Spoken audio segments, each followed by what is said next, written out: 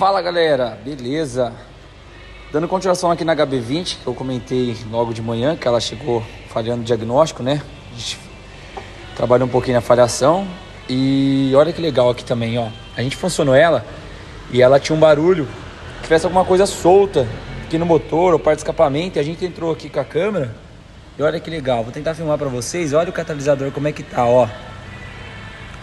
Olha lá, pessoal, ó. Tá tudo obstruído. E ele soltou ali, então ele tá solto lá dentro. Então a gente vai passar agora um catalisador pro cliente. Olha aí, olha a diferença que tá, olha como é que tá bem ruim.